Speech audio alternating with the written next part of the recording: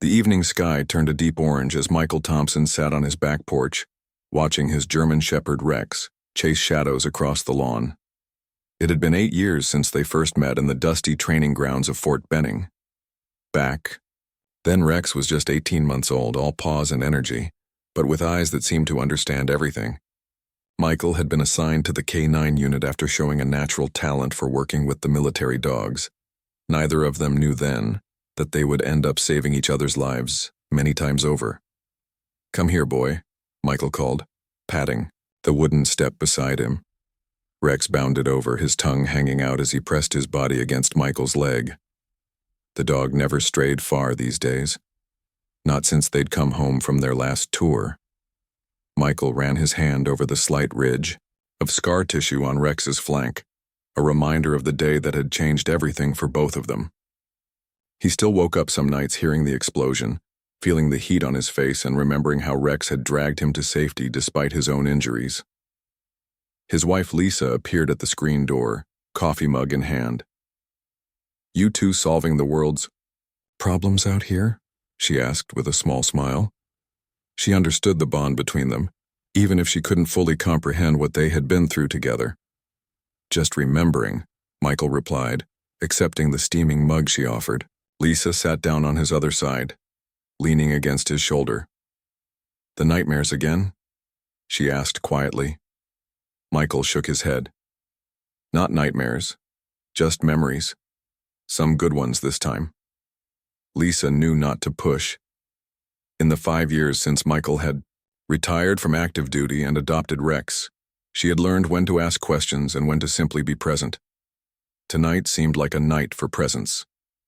The story of Michael and Rex had become something of a legend in their small town of Riverdale. Everyone knew about the decorated K9 handler and his loyal German Shepherd. Children would point and wave when they walked down Main Street. Fellow veterans would stop to swap stories. Even the tough old men who gathered at Frank's Diner every morning for breakfast would fall silent with respect when Michael and Rex came in for their weekly breakfast special.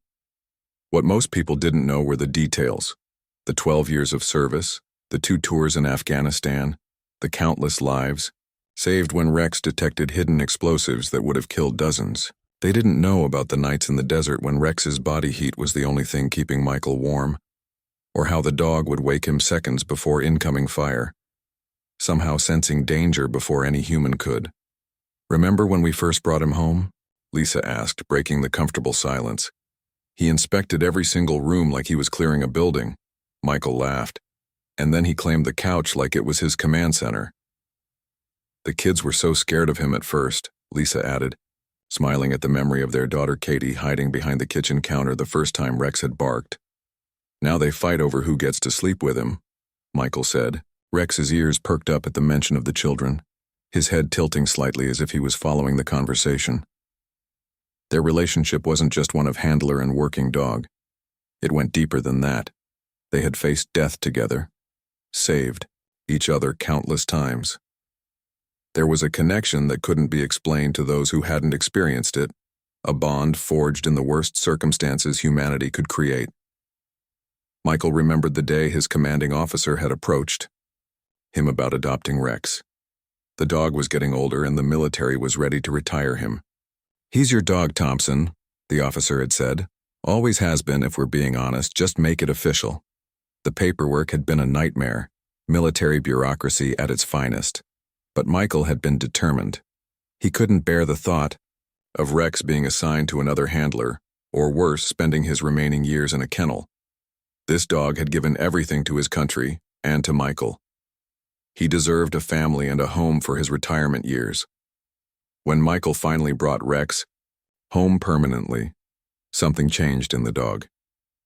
The constant alertness that had defined him in the field softened somewhat.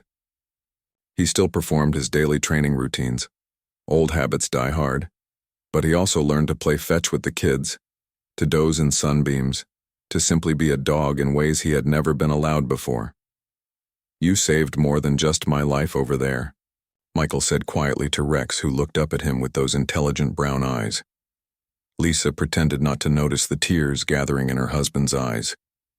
This happened sometimes, these moments of raw emotion that bubbled up unexpectedly. The truth was, Michael had been in a dark place after his first tour. The things he'd seen, the friends he'd lost, it had nearly broken him. Then came the assignment to the K9 unit and meeting Rex.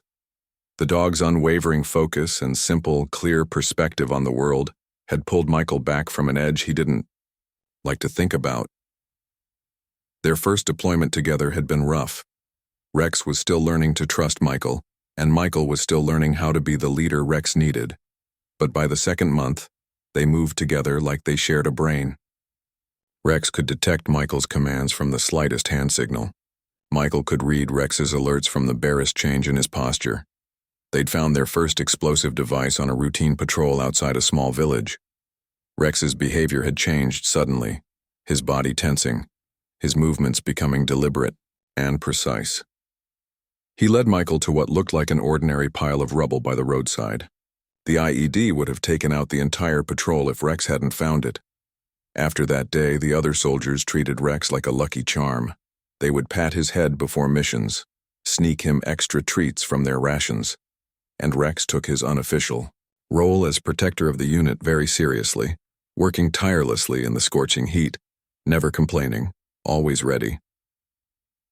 Their closest call came 3 years into their partnership.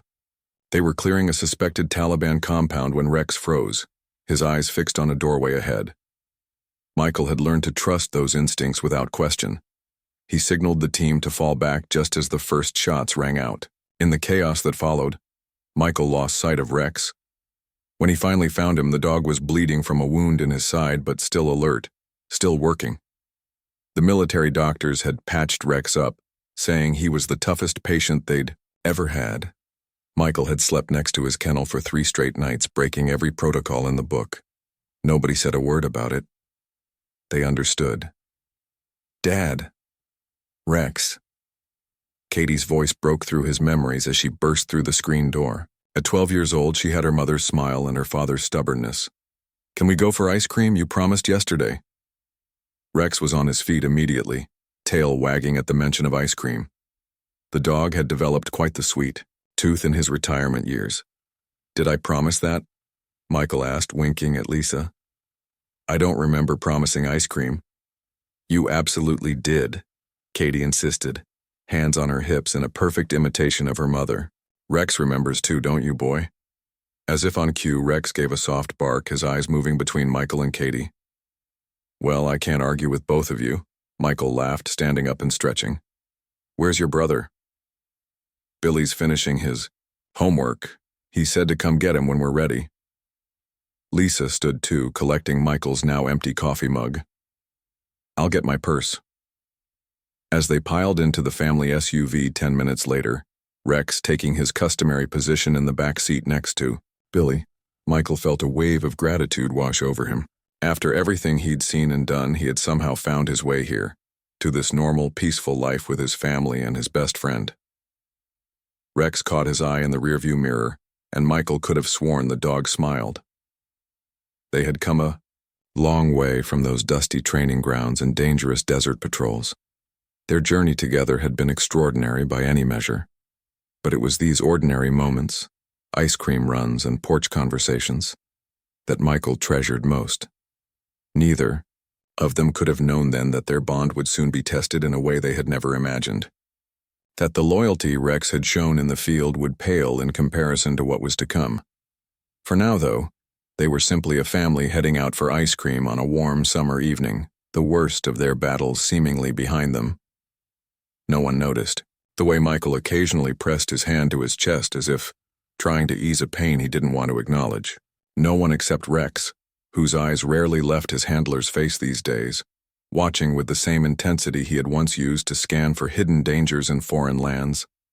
The pain started as a dull ache, something Michael could easily brush off as heartburn after eating Lisa's spicy chili for dinner. He popped an antacid and went about his evening routine, playing catch with Billy in the backyard while Katie practiced her soccer drills. Rex watched from the porch steps, his alert eyes following the ball's every movement. You're getting better, buddy, Michael told his son as the 10-year-old made a particularly good catch. Coach Taylor's going to put you in as starting pitcher next game. Billy beamed at the praise, his chest puffing out with pride. You'll come watch, right? You promised. Wouldn't miss it for the world, Michael assured him, tossing the ball back. The movement sent a sharper pain through his chest, causing him to wince slightly. Rex was on his feet instantly, moving to Michael's side with the same purposeful stride he had used on their missions together. The dog pressed against Michael's leg, looking up with concerned eyes. I'm fine, boy, Michael said, scratching behind Rex's ears. Just getting old, that's all. But the pain didn't fade as the evening wore on. By the time the kids were in bed, it had spread across his chest and down his left arm. Lisa found him sitting at the kitchen table, his face pale and sweaty as he tried to massage the ache away. You don't look good, she said, the worry evident in her voice. Maybe we should call Dr. Peterson. Michael shook his head. It's nothing. Probably just overdid it with Billy today. Rex hadn't left Michael's side all evening, which wasn't unusual in itself. The dog was rarely far from his handler, but there was something different about his behavior tonight. He seemed restless, whining softly whenever Michael shifted uncomfortably.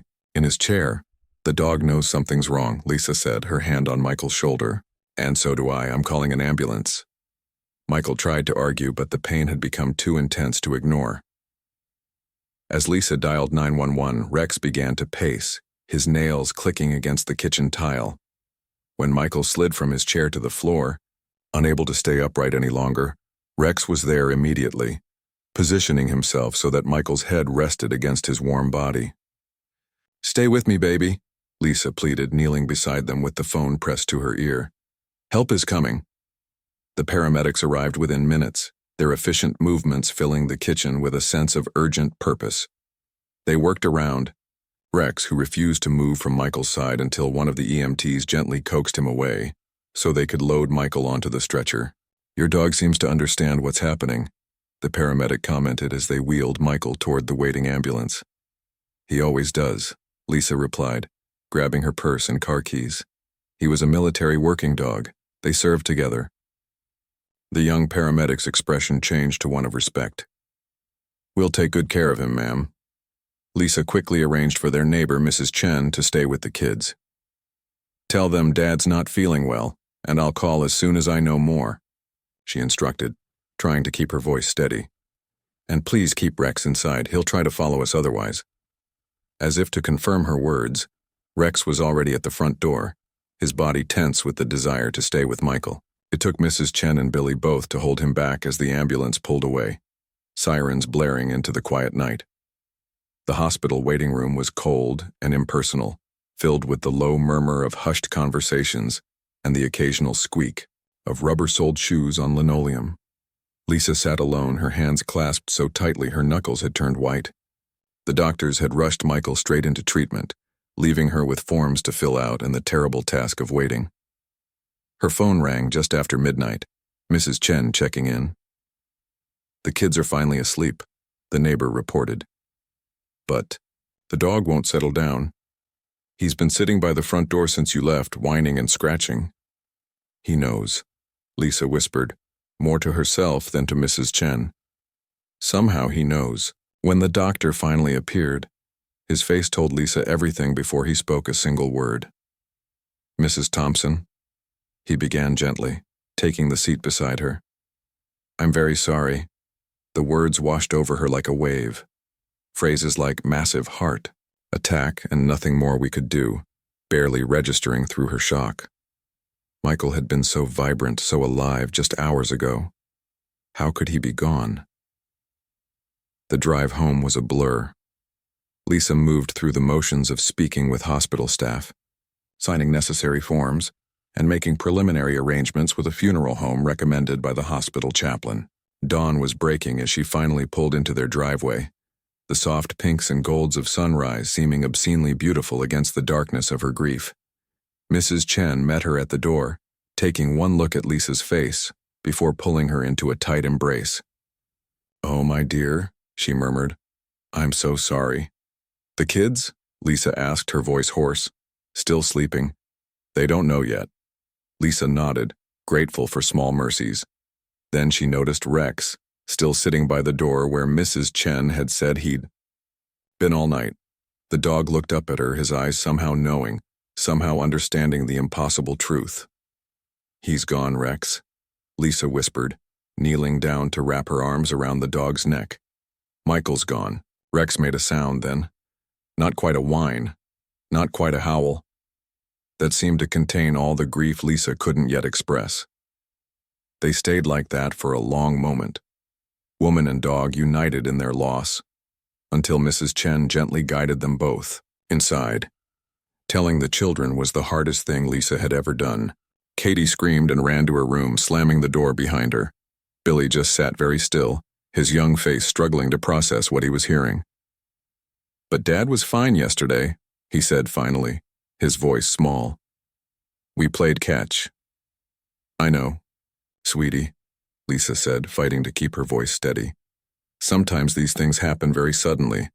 The doctor said it was his heart.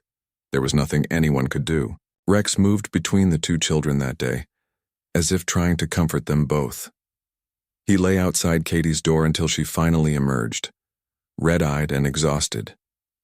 Then he followed Billy around the house as the boy wandered aimlessly from room to room, touching his father's things as if to confirm he had been real. In the days that followed, neighbors and friends filled their house with casseroles and sympathy cards. Michael's fellow veterans organized a military honor guard for the funeral. Lisa moved through it all in a fog, handling arrangements and paperwork while trying to hold her family together. Rex's behavior changed dramatically. He stopped eating, accepting food only when Lisa or the children hand-fed him.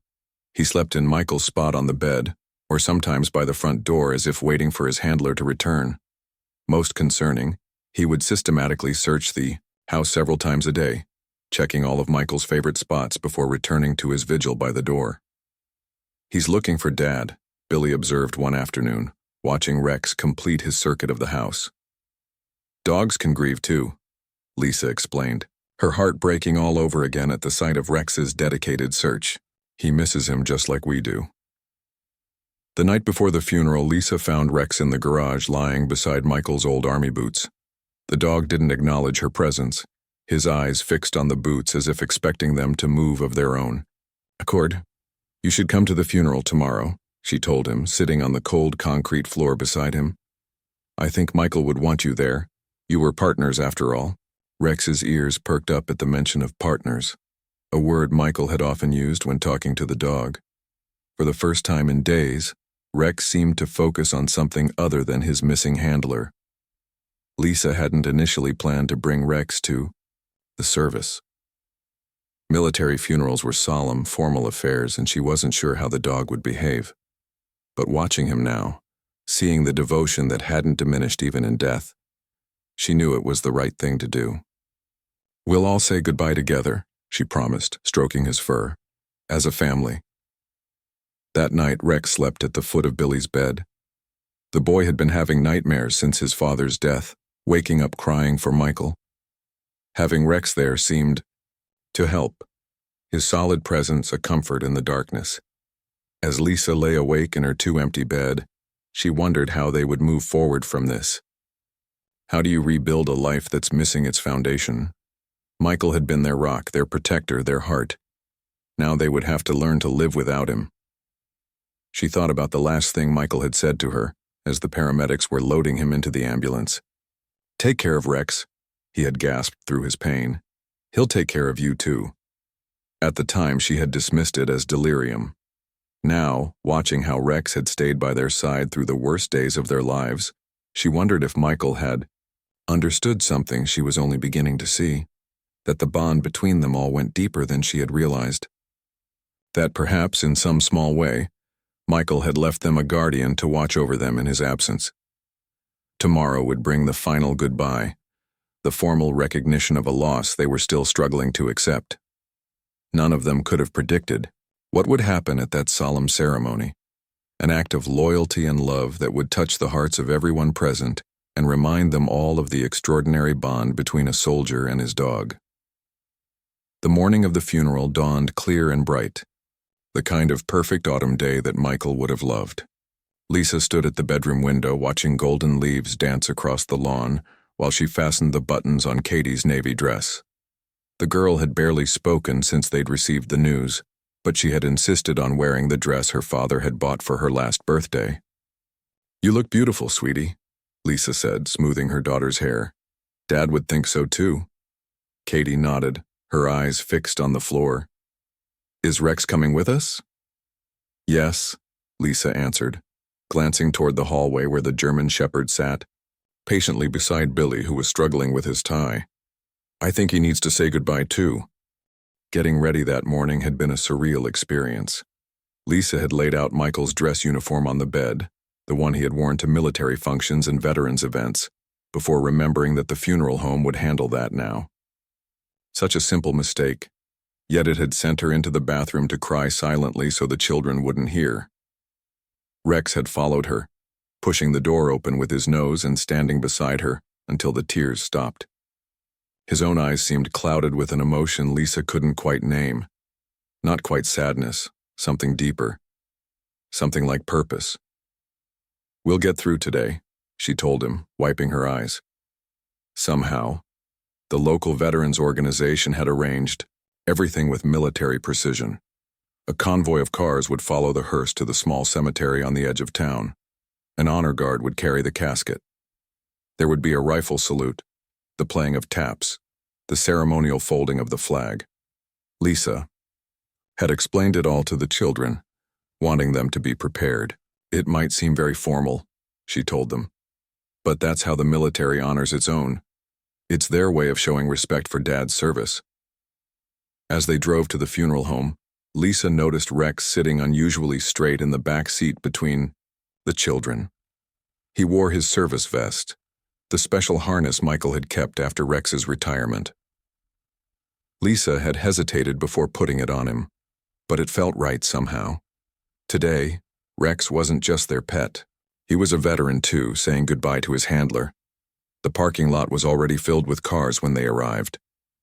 Michael had been well loved in the community, the friendly veteran who coached Little League, volunteered at the school, and always had time to help a neighbor.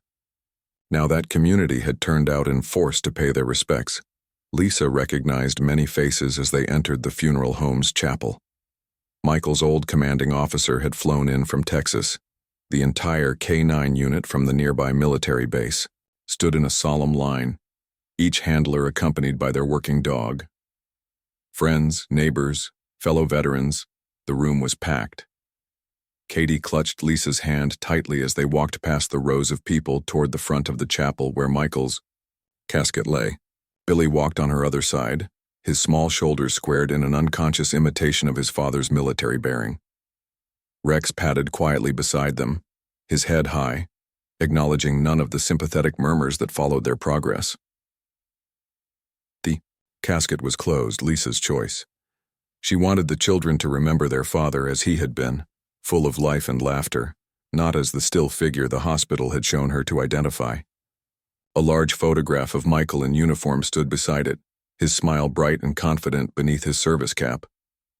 The ceremony inside the chapel was brief but moving. Michael's commanding officer spoke of bravery and dedication.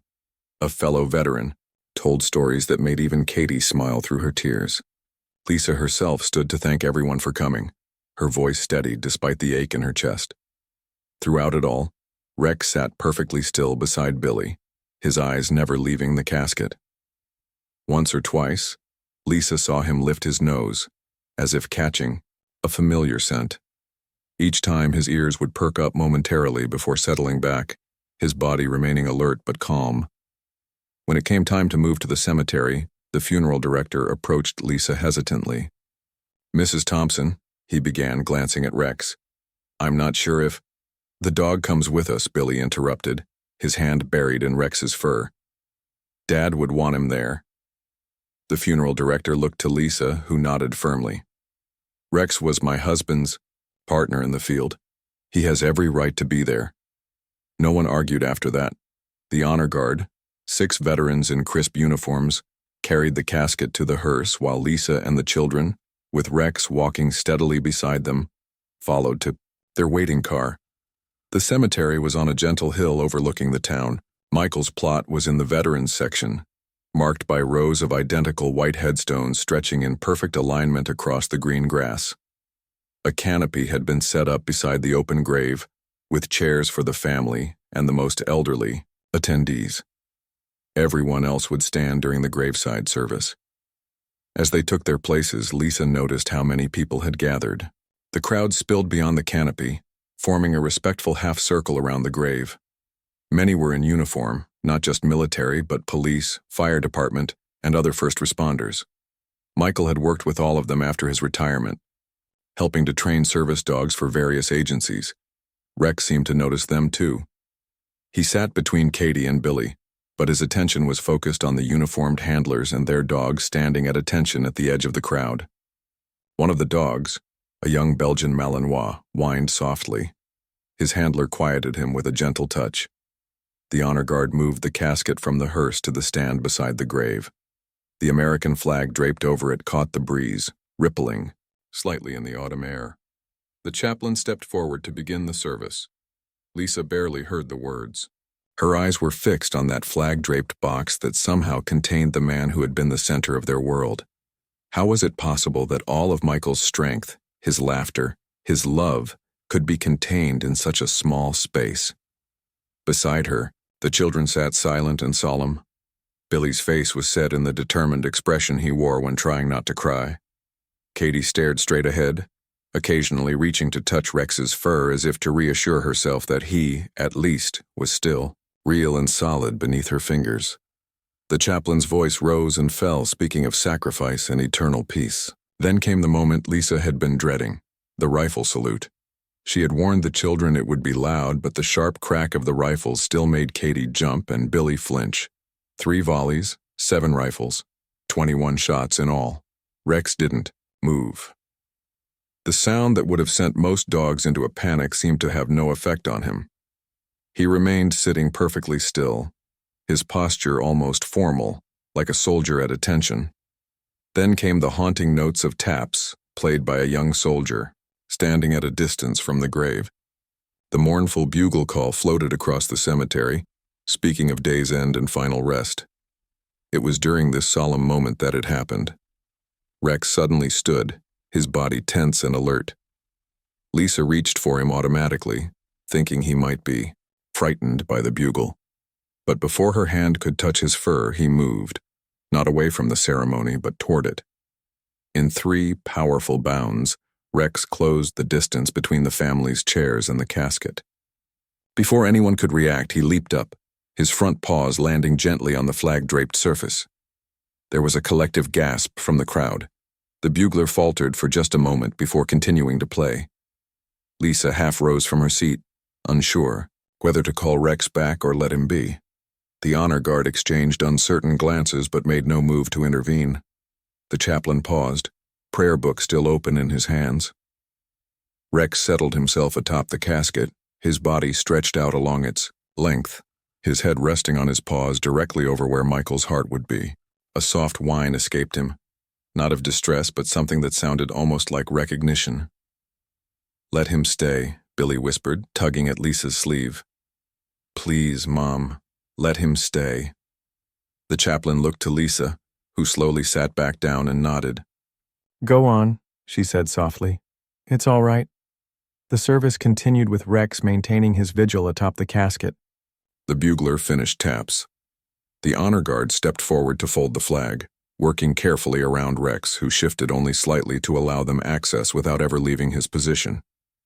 When the flag was folded into the traditional triangle, the leader of the honor guard knelt before Lisa to present it. "On behalf of a grateful nation," he said, his voice thick with emotion as he glanced back at Rex still lying atop the casket. As the chaplain offered the final prayer, something extraordinary happened. Rex lifted his head and let out a single, clear howl that seemed to echo off the surrounding hills. It wasn't a howl of pain or grief, but something that sounded almost like a salute, a final acknowledgement from one soldier to another. There wasn't a dry eye in the gathering. Veterans who had remained stoic throughout the ceremony now wiped tears openly from their faces. The K-9 handlers stood at rigid attention, but many had wet cheeks beneath the brims of their service caps. "He's saying goodbye," Katie whispered, her small hand finding Lisa's and squeezing tight. As the prayer ended and the honor guard prepared to lower the casket, everyone expected Rex to jump down. Instead, he remained in place, his eyes fixed on some distant point beyond the cemetery, his body still and watchful as if standing guard. One of the funeral directors approached Lisa hesitantly. "Mrs. Thompson, we need to—" Lisa nodded, understanding. She stood and walked to the casket, aware of all eyes upon her. "Rex," she said gently. "Come." For a long moment Rex didn't move. Then, slowly, deliberately, he rose and jumped down, landing softly on the grass beside her. But instead of returning to the children, he stood at attention beside the casket, his eyes still fixed on that distant point, waiting for something only he could sense. The cemetery fell silent as Rex stood at attention beside Michael's casket. Even the birds seemed to pause their singing, as if honoring this moment between a soldier and his loyal companion. Lisa moved back to her children, her hand finding Billy's shoulder as they watched what happened next. Rex's ears suddenly perked forward, his body tensing as if he'd heard a command. The funeral attendees exchanged confused glances. No one had spoken. Then, to everyone's amazement, Rex began to move. It wasn't random movement. Anyone who had ever seen military working dogs in action recognized immediately what was happening. Rex was performing the precise sequence of commands that had been part of his daily routine with Michael for years. First came heel. Rex circled the casket. Once, his movements precise and measured, stopping exactly where he had started. Then sit, followed by stay, his body perfectly positioned. Next came down, his body flattening against the grass beside the casket, eyes alert and focused. "What's he doing?" Katie whispered, her eyes wide with wonder. "He's running their routine," Billy answered, his voice filled with awe. Dad did this with him every morning. Every single morning since they came home. The K-9 handlers from the base exchanged knowing looks. One of them, a tall woman with sergeant's stripes, wiped tears from her eyes as she leaned over to explain to those nearby. "This is their bonding routine. Every handler and dog have one. It's how they maintain trust and communication." Rex continued through the sequence. After down came roll, then back to sit. Each movement was executed with flawless precision, as if Michael himself were standing there giving the commands. The dog paused after each action, as if waiting for approval that would never come. Lisa covered her mouth with her hand, overwhelmed by the realization that Rex was recreating their morning ritual, the special time Michael had spent with him each day since returning from deployment.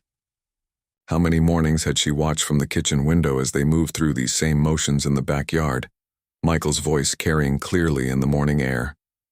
"Good boy, Rex," Billy called out suddenly, his young voice cracking with emotion. "Good boy." Rex's head turned at the familiar praise words, his eyes finding Billy in the crowd. For a moment, dog and boy looked at each other across the distance, two beings who had both lost the person who connected them, recognizing their shared grief. The final command in the routine had always been guard, and Rex performed it now. He positioned himself at the head of the casket, his body straight and vigilant, his eyes scanning the crowd as if protecting Michael one last time. Colonel Richards, Michael's former commanding officer, stepped forward from the line of military personnel. His weathered face showed more emotion than many had ever seen from the stoic leader. "I've witnessed a lot of bonds between handlers and their dogs," he said, his voice carrying across the silent cemetery. "But this—" He gestured toward Rex, still standing guard. "This is something extraordinary." He turned to address Lisa directly. "Mrs. Thompson, in all my years of service, I've never seen loyalty like this. Your husband was not just a good soldier. He was a good man who created a connection so powerful it transcends even death. Everyone here is witness to that today." Lisa could only nod, too moved to speak. Katie pressed against her side, no longer hiding her tears. Billy stood straighter, pride mixing with his grief as he watched Rex continue his faithful vigil. One by one, the other K-9 handlers and their dogs came forward to stand in a line facing Rex. Without a word being spoken, each handler brought their dog to attention, a silent salute from one service team to another. The dogs, sensing the solemnity of the moment, remained perfectly still, their discipline a testament to the bond they shared with their own handlers. The funeral director approached again, clearly torn between protocol and the powerful moment unfolding before them. "Mrs. Thompson," he said quietly, "we should proceed with lowering the casket." Lisa looked at Rex, still standing guard, and then at her children's faces. "Can we give him one more minute?" she asked. The director nodded, understanding passing between them. Lisa walked slowly toward Rex, careful not to startle him. When she reached the casket, she placed her hand gently on the flag that covered it. "Michael," she said softly. Her words meant only for her husband and perhaps for Rex. "We're here, all of us, and we're going to be okay." She touched Rex's head gently. "He's still looking out for us, just like you asked him to." Rex leaned slightly into her touch but maintained his position. His eyes met hers, and in that moment Lisa felt a connection to him that went beyond their shared love for Michael. They were partners now in this new reality, guardians of Michael's memory and protectors of his children. "It's time, Rex," she whispered, giving the release command Michael had taught her years ago. "Release." Rex's posture softened immediately. He looked at Lisa, then at the casket, and back at Lisa again. Slowly, deliberately, he lowered his head to touch the flag once more before stepping back to allow the honor guard to proceed. The crowd watched in respectful silence as the casket was lowered into the ground. The mechanical whir of the lowering device seemed intrusive in the quiet, but Rex showed no sign of distress. He stood beside Lisa and the children, his body pressed against Billy's leg as if offering support. As the first handful of dirt was ceremonially scattered onto the casket, Rex made a soft sound, not quite a whine, not quite a sigh. It was a sound of acceptance, of understanding. Michael was gone, but those he loved remained, and Rex was still on duty. After the ceremony, people lingered, reluctant to leave. Many approached the family to offer condolences and share memories of Michael. Almost everyone commented on Rex's behavior, their eyes filling with fresh tears as they recounted what they had witnessed. "Your husband saved our unit twice in Afghanistan," one veteran told Lisa, kneeling to look Rex in the eyes. But it was always a team effort. These two moved like they shared one brain. Another man, using a cane to support himself, approached slowly. "I was there the day they cleared that compound outside Kandahar," he said. "Rex found the IED that would have taken out our whole squad. Thompson was so proud of him, kept telling everyone his dog was the real hero." The K-9 unit commander from the base handed Lisa his card. "If you ever need anything at all, for Rex, you call me," he said. "That dog is a legend among our handlers now. What we saw today..." He shook his head, words failing him. As the crowd finally began to disperse, Colonel Richards approached Lisa one last time. "There's something I think you should know," he said. "The medal citation for Michael's Silver Star mentions Rex by name. It's unusual, but in their case it was deserved. They saved 27 lives that day, working as one unit." Lisa hadn't known this. Michael had been modest about his achievements, rarely discussing the details of his service. "Thank you for telling me," she said. "The children will be proud to know that." By the time they returned to their car, the cemetery was nearly empty. The groundskeepers waited at a respectful distance, ready to complete their work once the family had departed. Lisa helped Katie into the back seat while Billy stood with Rex near the car door. "Do you think Dad saw?" Billy asked suddenly, his young face serious. "Do you think he saw what Rex did today?" Lisa knelt to meet her son's eyes. "I believe he did," she said honestly, "and I think he was very proud." Billy nodded, satisfied with this answer. "Rex knew Dad was watching," he said with the simple certainty of childhood. "That's why he did their routine, to show Dad he remembers everything."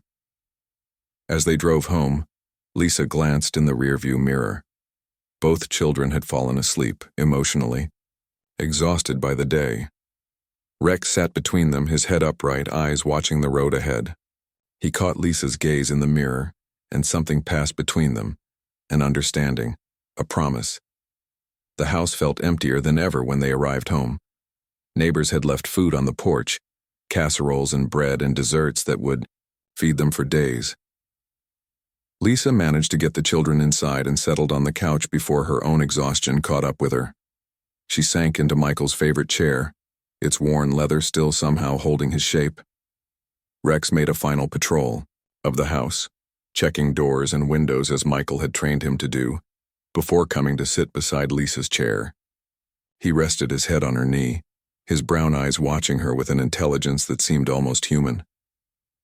"We're going to be okay," she told him, running her fingers through his thick fur. "It's going to be hard, but we'll get through it together." Rex sighed deeply, settling more firmly against her leg.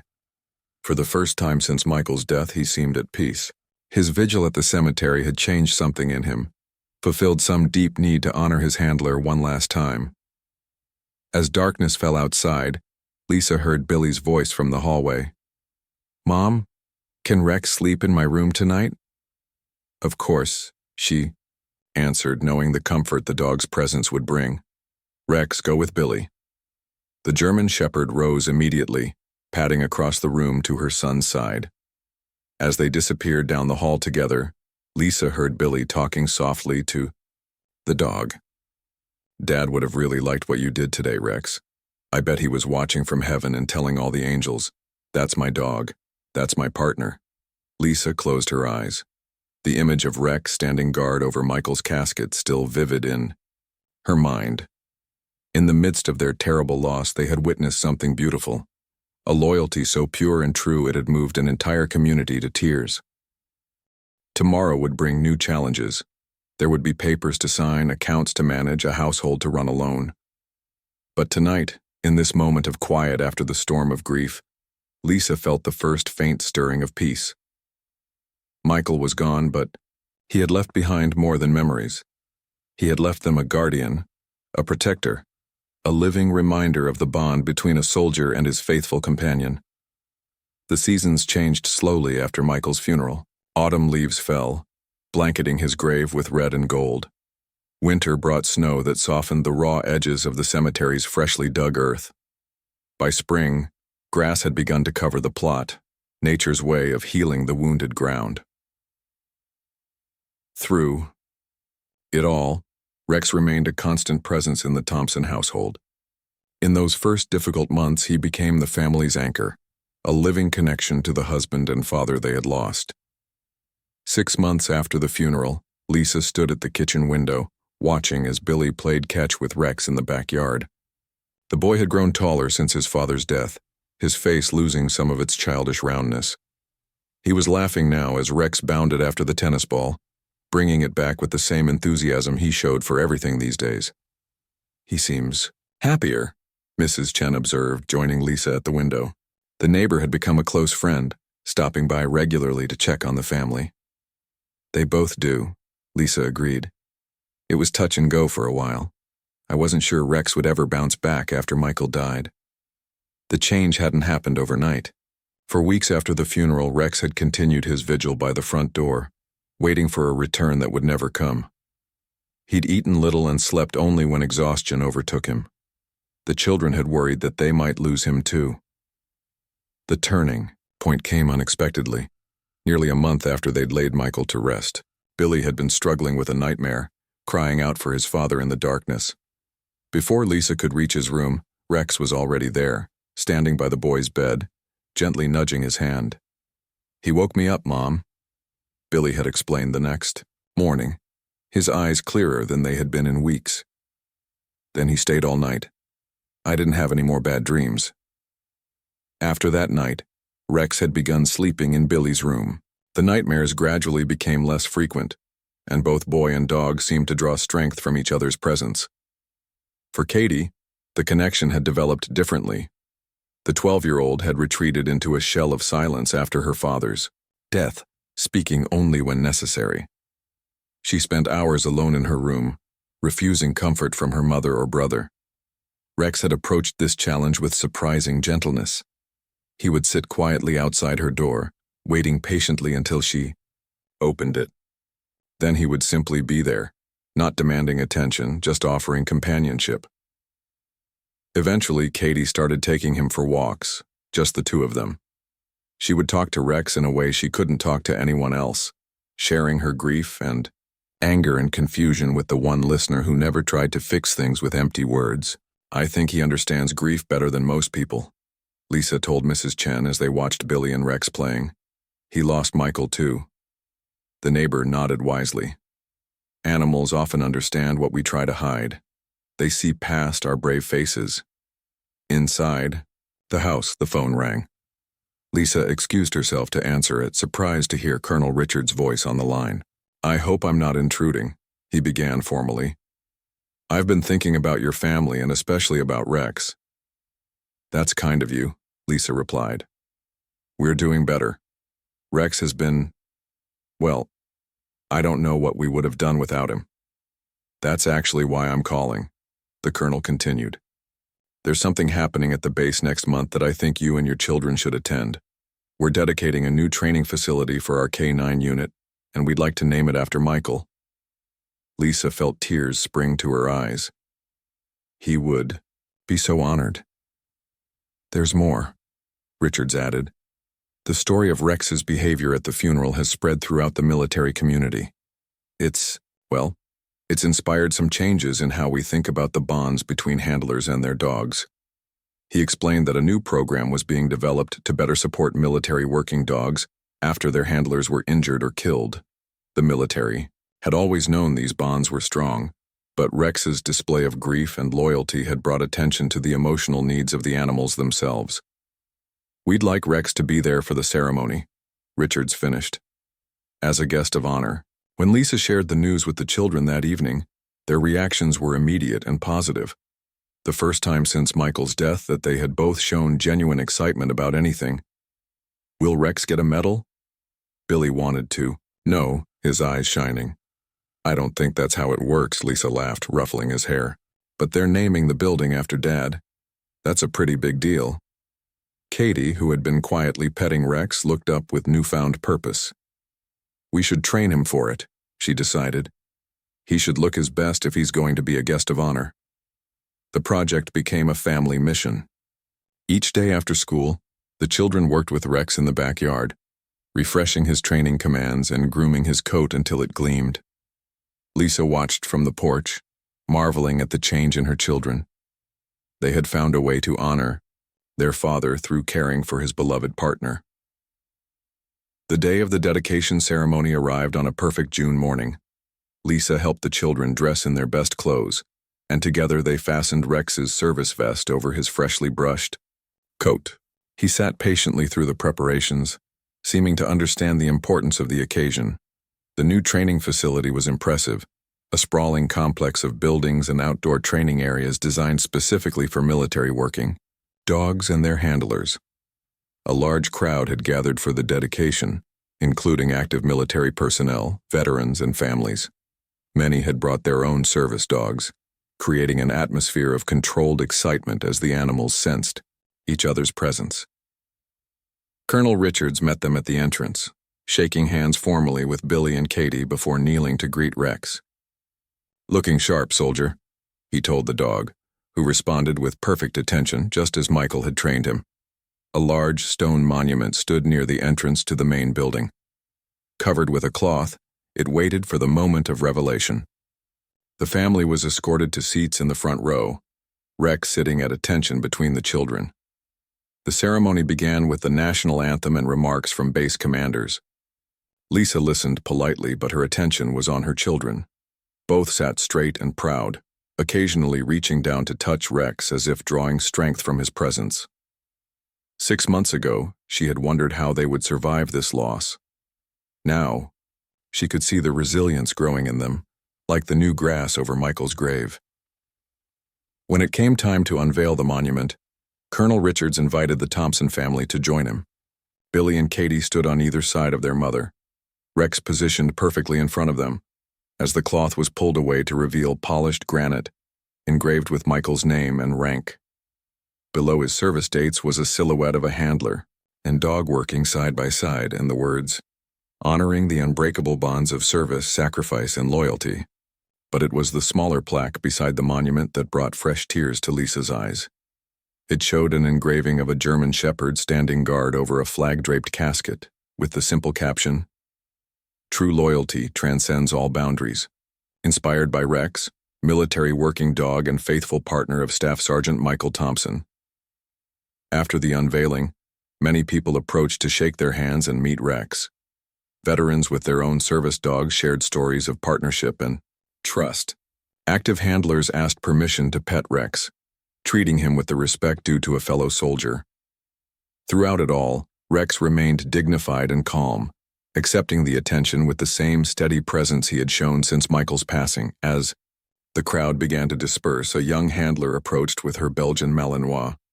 "Ma'am," she addressed Lisa respectfully, "I was at your husband's funeral. What your dog did that day."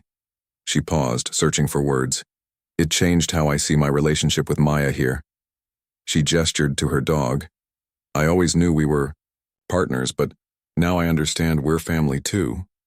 On the drive home, the children were unusually quiet, processing the emotions of the day. Rex lay in the back seat, his head resting on Katie's lap as she absently stroked his ears. "Mom?" Billy asked suddenly. "Do you think Dad would be proud of us? Of how we're doing?" Lisa glanced in the rearview mirror at her son's serious face. "I know he would," she answered honestly. "He would be so proud of how brave you both have been, and especially proud of how you've taken care of Rex." "Rex has taken care of us too," Katie said softly, the most words she had spoken at once in months. "Just like Dad asked him to." When they arrived home, the children ran inside to change out of their formal clothes.